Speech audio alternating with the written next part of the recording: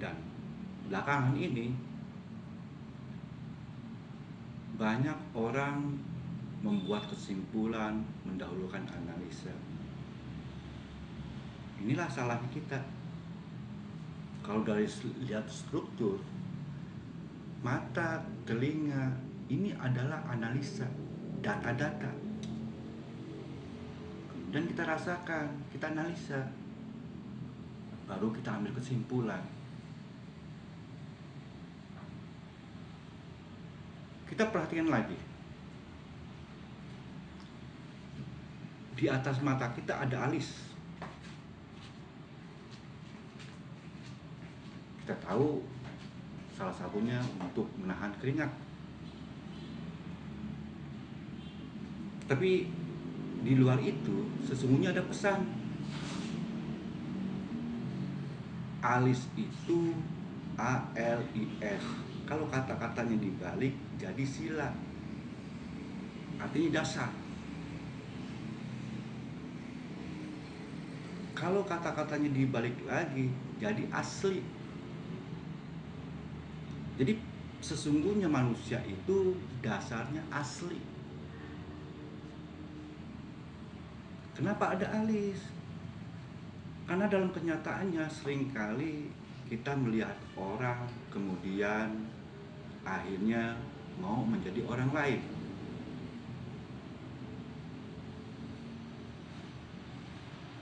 Nggak salah kita melihat orang, tapi mungkin yang salah manakala kita mau menjadi orang lain. Kalau kita mau jadi orang lain, biasanya kita menjadi sial. Asli itu kalau kata-kata dibalik jadi sial. Kalau hidup kita sial, mungkin salah satunya karena kita nggak memakai yang asli, nggak menjadi diri kita yang asli. Disinilah kata-kata bijak berbicara, jadilah diri sendiri. Memang hidup ini dibangun dengan cara meniru. Meniru yang baik, meniru yang buruk. Semua orang pasti dibangun dengan cara meniru yang baik, meniru yang buruk. Itu masalah. Dan memang begitulah cara alam mengajar manusia. Yang paling penting, pilih yang baik. Kedua, pilih yang cocok buat kita. Karena baik belum tentu cocok buat kita. Kesalahan kita adalah mau coba menjadi orang lain dan meniru perbuatan yang gak baik. Semua orang pernah merasakan pilek, hidung mampet. Yang menarik, manakala kita pilek, hidung kita mampet, nggak pernah dua-duanya mampet, pasti satu-satu. Pada saat mampet ke kiri, kita rubah ke kanan. Yang kiri longgar, yang kanan mampet. Balik lagi ke kiri, yang kanan longgar, yang kiri mampet. Semua orang pasti merasakan. Pada saat itu ada pesan di luar dari penyakit kita. Pesannya adalah jangan-jangan kita selama ini selalu negatif atau selalu positif. Untuk itu kita harus objektif. Negatif terus salah, objektif terus salah. Yang benar adalah objektif. Inilah realita. Kalau semua data yang sudah kita terima, kemudian kita analisa dengan cara yang benar, sekali lagi barulah berbicara. Bicara itu dari bi dan cara. Bi artinya banyak. brengsek. Bi itu menunjukkan arti yang banyak. Cara, ya cara. Jadi bicara sebenarnya banyak cara. Banyak cara untuk menyampaikan sesuatu. Masalah kita seringkali kita selalu membicarakan sesuatu dengan satu cara. Inilah yang keributan sering terjadi. Cara itu sebenarnya dua kata, ca dan ra. Ra nama salah satu dewa, yaitu dewa matahari. Sebenarnya metafora dari cahaya. Sedangkan Ci itu sama seperti Ki, Si, Ca. Artinya energi, tenaga. Biasanya dari satu kata pindah ke bahasa yang lain atau penduduk lain, ada berubah kata, disesuaikan dengan keadaan setempat, tapi punya arti yang sama. Jadi bi artinya banyak, ca artinya energi atau tenaga, ra artinya cahaya, penerangan. Misalnya tadi ca berasal dari ci, dari ki, dari si. Misalnya ki, laki-laki. A, ki. Ki itu arti laki-laki. Ki artinya tenaga. Maaf, ki adalah tenaga. Aki artinya tidak punya tenaga. Asusila tidak punya susila. Amoral tidak punya moral. Jadi aki tidak punya tenaga. Aki-aki udah tua renta. Jadi bicara, kalau kita lihat arti seluruhnya adalah kita punya tenaga yang banyak dalam menerangkan sesuatu. Selama ini kalau kita ribut dalam berkomunikasi, kalau kita ribut dalam hubungan interaksi dengan keluarga, karena kita miskin dalam bicara.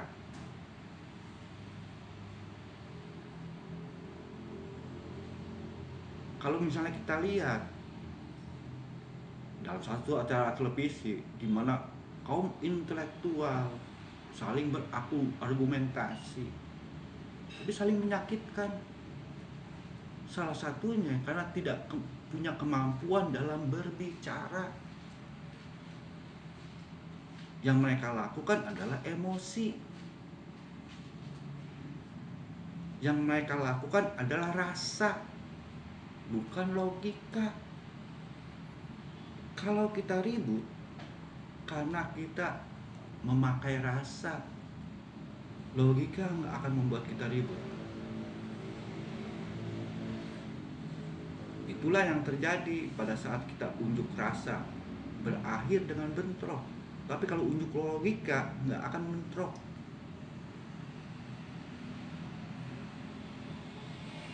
Oke? Sementara kalau Anda tertarik, tetap di program ini. Kita lanjutkan. Nah, terima kasih.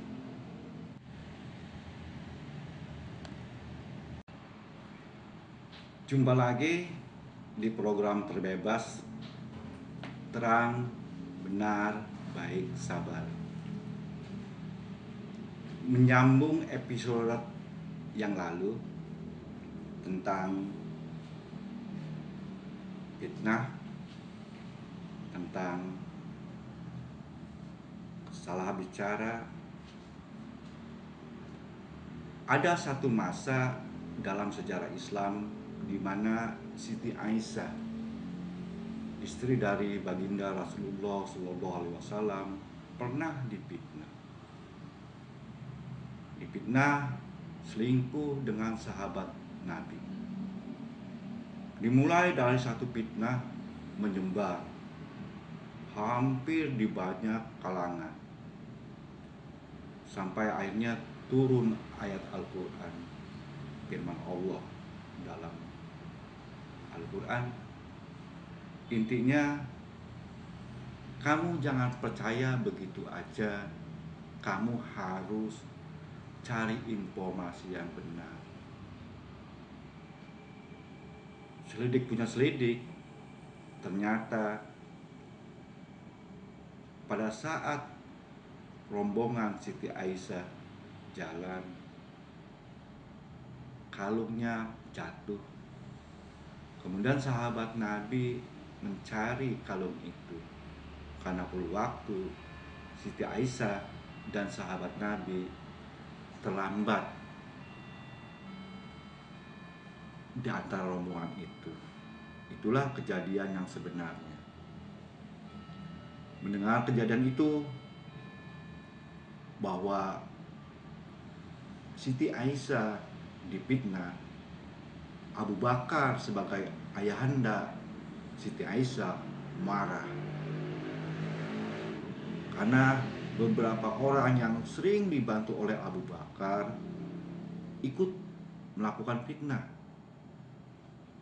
Abu Bakar berkata, kamu keterlaluan, telah memfitnah anak saya, bahkan yang terlalu lagi memfitnah Nabi Muhammad. Sejak hari ini, bantuan yang selama ini aku lakukan kepada kamu, aku hentikan.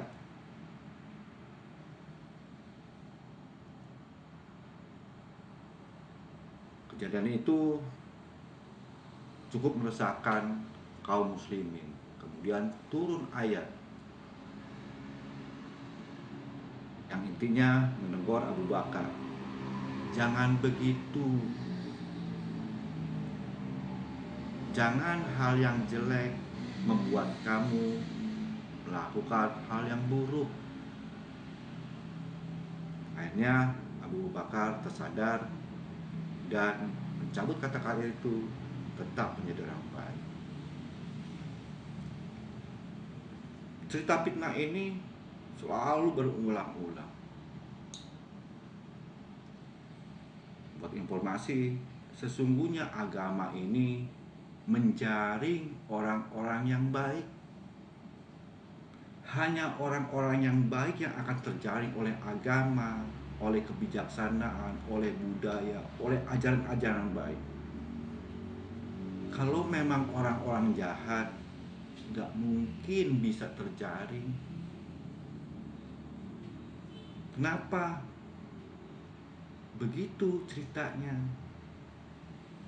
Karena seringkali dalam kehidupan ini, orang-orang yang baik karena satu dan lain hal akhirnya terbawa-bawa menjadi tidak baik. Kalau memang dasarnya orang itu baik, manakala diingatkan tentang kebaikan, dia sadar dan dia berubah. Kalau memang orang itu tidak baik, kita bicara tentang agama, bicara tentang kebijaksanaan, bicara tentang apapun yang berkaitan dengan kebaikan, tidak akan bisa berubah. Inilah kehidupan. Cerita fitnah tadi sebenarnya yang terjadi adalah ada orang yang munafik, yang memang awalnya tidak suka sama Nabi Muhammad. Ada kejadian itu yang dia lihat, dia manfaatkan menjadi fitnah dengan segala logika. Dia coba berargumentasi, dia coba berlogika.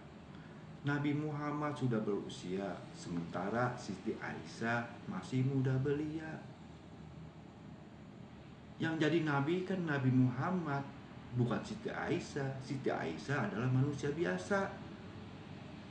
Dia bisa selingkuh. Kelihatannya ceritanya masuk akal. Kemudian Nabi Muhammad kan istrinya banyak, mungkin lagi gak kebagian. keterlaluan ini orang Yahudi, memang punya dasar kebencian. Dengan nalar, dengan logika sedemikian rupa yang dibangun, ditawarkan informasi ini, ditawarkan fitnah ini, sehingga ada orang-orang yang baik yang tidak memakai logika dengan benar, atau mungkin yang punya logika pas-pasan ke bawah-bawah. Nah, ini yang kejadiannya seperti itu. Tapi Allah nggak pernah tinggal diam. Ini di stop dengan Allah. Nah, orang-orang yang baik ke bawah-bawah dengan orang-orang yang jahat. Bahkan Abu Bakar As-Siddiq, sesuai dengan namanya Siddiq, benar, hampir terbawa-bawa kejelekan, hampir ke bawah emosi. Yang tadinya dia ulama, ahli amal, karena melihat kejadian itu nyaris dia melakukan yang buruk. Tapi karena Abu Bakar orang baik, ini akhirnya dihentikan dan dia coba berubah kembali. Disinilah Nabi Muhammad diingatkan, orang-orang yang memang nggak baik itu orang Yahudi, sampai kapanpun dia tidak bisa berbuat baik. Sementara orang yang baik, manakala dikenalkan dengan agama, dengan kebudayaan, dengan kebaikan, berubah lagi kembali orang baik. Program ini program untuk orang-orang baik. Kalau Anda orang baik, Anda akan terima kebaikan ini dengan baik. Tapi kalau Anda orang yang tidak baik, Anda akan cemoohkan program ini. Siapakah Anda? Kita tuliskan setelah yang berikut ini. Terima kasih.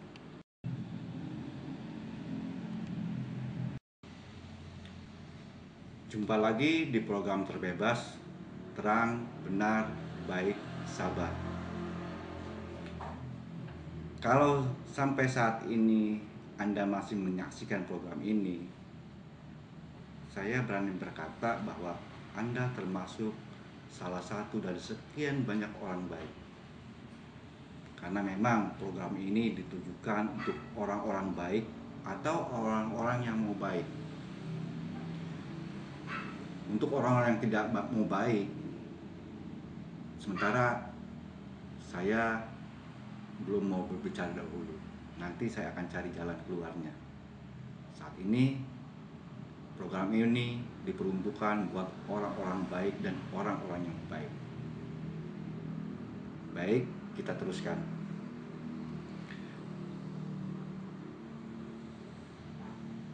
Dari cerita itu, jangan sampai akhirnya kita takut bicara, takut ngomong. Takut bicara ada kalanya membuat kita malah menjadi salah, bahkan berakibat fatal. Ada mitos, dulu kala ada raja yang bernama Iskandar Zulkarnain. Suatu ketika dia dicukur. Tukang cukurnya kaget manakala tahu bahwa Iskandar Zulkarnain punya tanduk 2 di kepalanya. Iskandar Zulkarnain sadar bahwa tukang cukurnya mengetahui rahasia dia, bahwa dia punya 2 tanduk.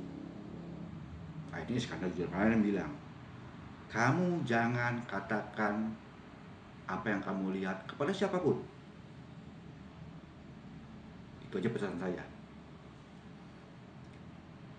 Tukang cukur itu takut berbicara, tapi sisi lain dia ingin mengatakan hal yang sebenarnya.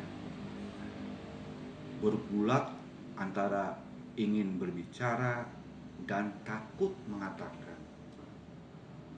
Terus itu berlangsung sampai akhirnya tukang cukur itu sakit. hari demi hari, minggu demi minggu, bulan demi minggu, penyakitnya sampai parah. Suatu ketika tukang cukur itu bermimpi bahwa penyakitnya akan sembuh kalau dia katakan apa yang dia pernah lihat yang ada di kepala Iskandar Zulkarnain. Artinya dia harus berkata bahwa Iskandar Zulkarnain punya 2 tanduk. Mulai dia kebingungan. Kalau dia katakan ini kepada siapapun, dia menyalahkan kepercayaan yang pernah diberikan oleh Iskandar Zulkarnain. Kalau dia tidak katakan, dia tidak sembuh dari penyakit. Sambil dia jalan sendiri, dia dibawa ke satu hutan. Dia masuk lebih dalam lagi ke hutan, di mana gak ada orang di dalamnya. Tiba di suatu pohon yang besar, tiba-tiba ada dorongan, dia ingin berkata. Akhirnya dia berkata, Iskandar Zulkarnain punya tanduk 2 di kepalanya. Dia berkata lagi, Iskandar Zulkarnain ternyata bertanduk. Dia berkata lagi, Iskandar Zulkarnain bertanduk.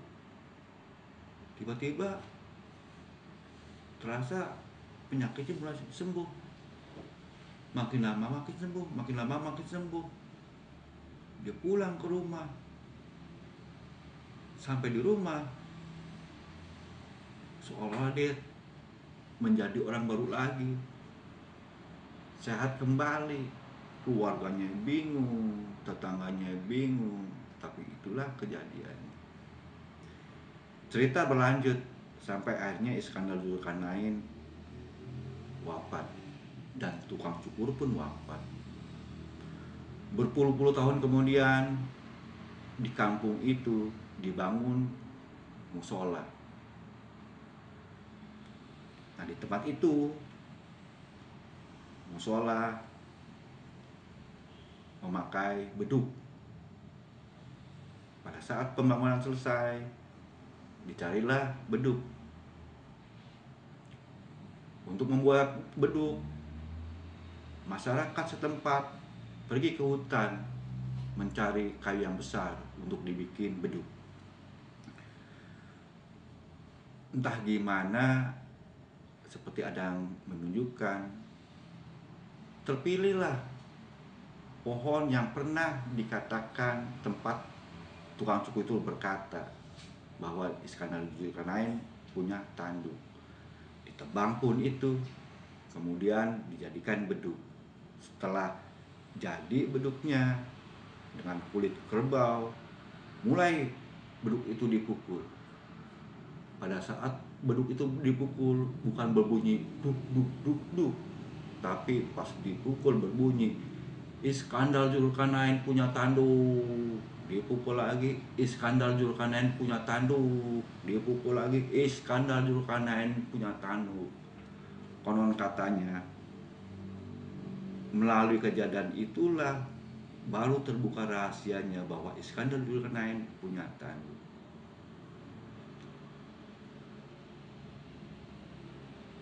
Sahabat, kita percaya bahwa itu adalah mitos. Ya mungkin mitos itu diambil dari cerita dari luar negeri sana, kemudian diadaptasi di kebudayaan kita menjadi dongeng. Tapi sesungguhnya ada pesan mau disampaikan bahwa Iskandar Zulkarnain punya tanduk itu suatu metafora. Iskandar Zulkarnain termasuk orang yang hebat sekali, kemudian juga dia pahlawan perang yang luar biasa kekuasaannya, hampir separuh negeri, separuh dunia ini dikuasai. Sebenarnya tanduk itu menggambarkan bahwa Iskandar Zulkarnain punya kecerdasan. 2 tanduk sebenarnya menceritakan 2 kecerdasan, fisik dan kecerdasan non fisik. kecerdasan raga dan kecerdasan spiritual. Berangkat dari ini, kalau kita mau menguasai kehidupan ini, kita harus punya kecerdasan raga dan kecerdasan spiritual, kecerdasan jiwa raga. Dari sini kita lihat, kita takut bicara membuat kita sakit. Kalau salah bicara membuat kita sakit. Mana yang benar? Untuk itu kita tunggu yang berikut setelah ini. Terima kasih.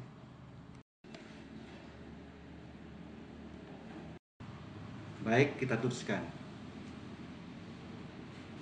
Tadi kita bicara, kita ngomong salah, tidak ngomong salah, sehingga kita bingung.